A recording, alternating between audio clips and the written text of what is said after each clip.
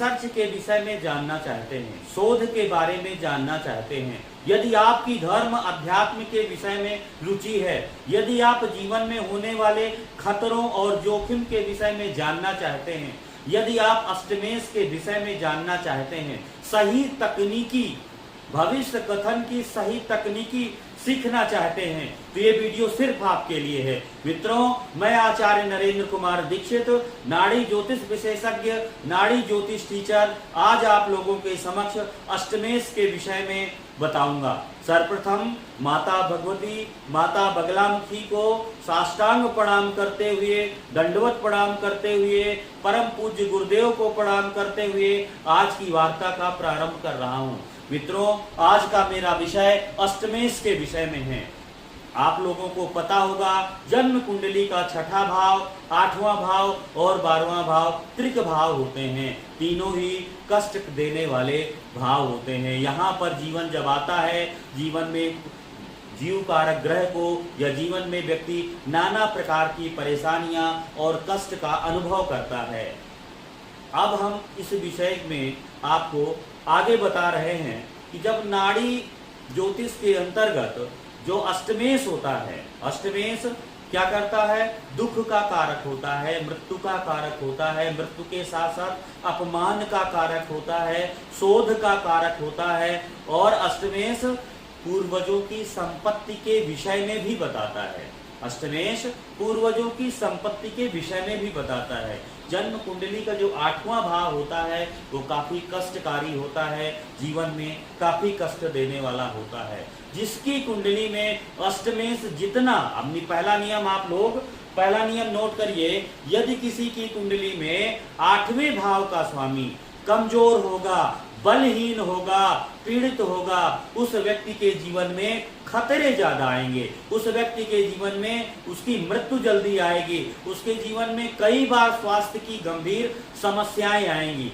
यदि किसी की जन्म कुंडली में तीसरे भाव का स्वामी और 8वें भाव के स्वामी की युति हो जाए तो भी जीवन में बड़े खतरे आते हैं, जीवन में बड़ी परेशानी आती है, जीवन में स्वास्थ्य को लेकर के, शरीर को लेकर के काफी कष्ट व्यक्ति को देखना, बड़ी बीमारियों का सामना भी करना पड़ता है।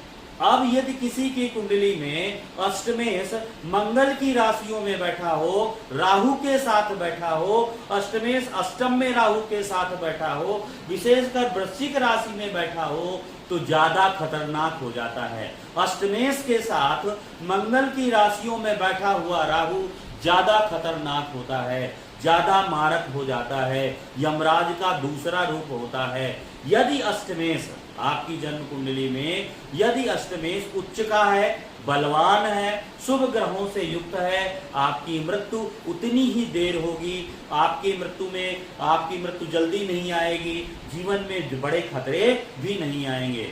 इतना बड़ा रहस्य है कि अष्टमेश जितना बलहीन, कोई भी ग्रह जितना बलहीन होगा, जितना पीड़ित होगा, जितना कमजोर होगा, उतने ज्यादा बड़े खतरे और कष्ट देता है।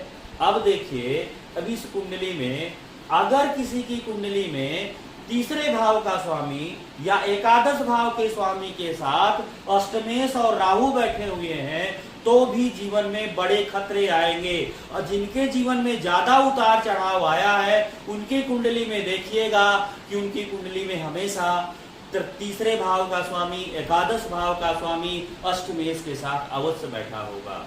यदि किसी की कुंडली में अष्टमेश का संबंध लग्न से होता है तो जीवन में परेशानी आती है, शारीरिक कष्ट मिलता है। अब आप देखिए अष्टमेश को अब एक तरह से और देखिए, 8वें भाव का स्वामी यदि लग्न भाव में जिस भाव पर बैठेगा उस भाव से संबंधित फलों के कारक तत्वों को कमजोर करेगा। अब यहाँ पर इस कुंडली के विषय में बताते हैं कि एक फीमेल की कुंडली है। अब देखिए अष्टमेश है और वक्री हो गया है। मंगल लग्नेश अष्टमेश, इसका जन्म 4/11/1973 16:53 रांची में हुआ था। और देखिए मेष लग्न की कुंडली है, लग्नेश अष्टमेश मंगल है, वक्री हो गया है। अब हमने पहला सूत्र बताया था कि यदि अष्टमेश वक्री होकर के 3 और 8 भाव के स्वामी के साथ अष्टमेश वक्री हो गए 3 और एकादश भाव के स्वामी के साथ किसी तरह संबंध बना ले, या तीसरे और 8वें भाव के स्वामी का संबंध बन जाए, जीवन में बड़े खतरे आते हैं। देखिए इसका मंगल वक्री भी है, वक्री होकर के द्वादश भाव पर 50% प्रभाव पड़ा। तीसरे भाव का स्वामी जो बुध बैठा हुआ है, तो बुध क्या है, बुध का संबंध मंगल से बन गया, अर्थात तीसरे और 8वें भाव के स्वामी का संबंध बना। अब ये जातिका का विवाह 17 साल में हुआ। 17 साल के बाद 2 बच्चे हुए, 2 बच्चों के बाद इसका पति से तलाक हो गया और 2017 में इसको कैंसर हो गया, मृत्यु को प्राप्त हो गई। जीवन काल बहुत छोटा था।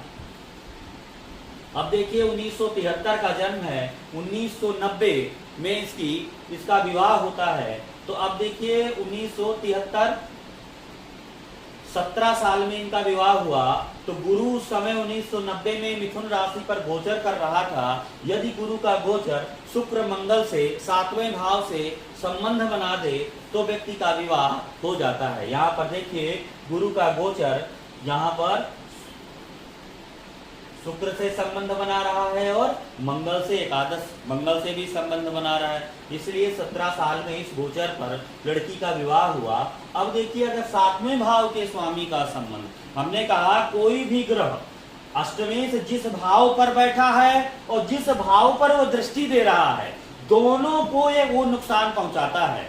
अगर वो पीड़ित हो गया तो ज्यादा भयावह परिणाम देता है। तो अष्टमेश वक्री है, वक्री होने के साथ साथ तीसरे भाव के स्वामी बुध से पीड़ित भी है। तो अष्टमेश का संबंध देखिए, अष्टमेश का संबंध 7वें भाव के स्वामी से भी बन रहा है। 7वें भाव का स्वामी इस कुंडली पर शुक्र हुआ, शुक्र का संबंध मंगल से त्रिकोण संबंध बन रहा है।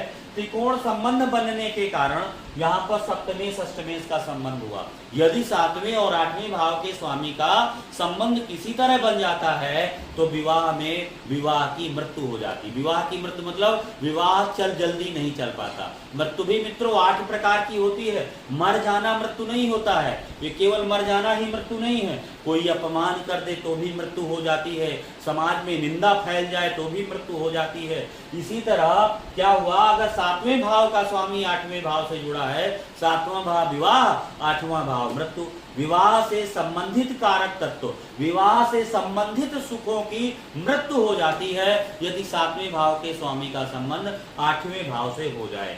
अगर इसी के साथ राहु केतु का संबंध हो जाता है तो संबंध भी विच्छेद हो जाता है। तो यहाँ पर देखिए शुक्र मंगल राहु का योग बना, जिसकी वजह से शुक्र मंगल के साथ राहु का प्रभाव आया, जिसकी वजह से तलाक योग इसका बना।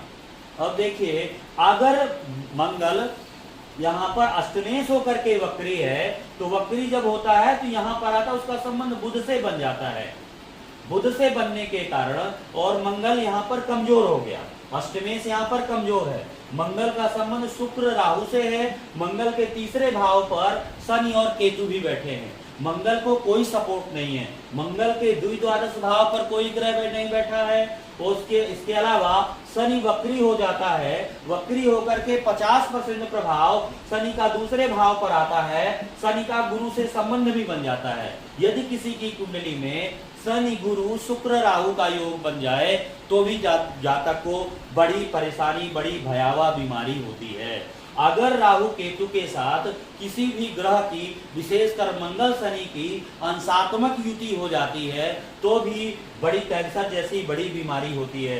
देखिए मंगल 4 डिग्री का है और राहु 6 डिग्री का है, शुक्र 5 डिग्री का है। ये डिग्री वाइज लगभग शुक्र मंगल राहु तीनों नजदीक हैं। और ये आगे केतु है, शनि 10 डिग्री का है।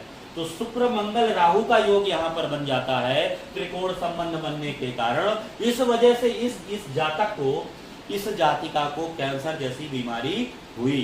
कभी भी कैंसर की बीमारी के लिए आप हमेशा देखेंगे कि उस व्यक्ति का मंगल कमजोर होगा, शनि के साथ राहु केतु बैठा होगा और गुरु भी काफी कमजोर होता है। और वक्री ग्रह के विषय में अगले वीडियो में आप लोगों को बताएंगे। यहाँ आज की वार्ता हम यहीं पर समाप्त करते हैं। सभी को नमस्कार।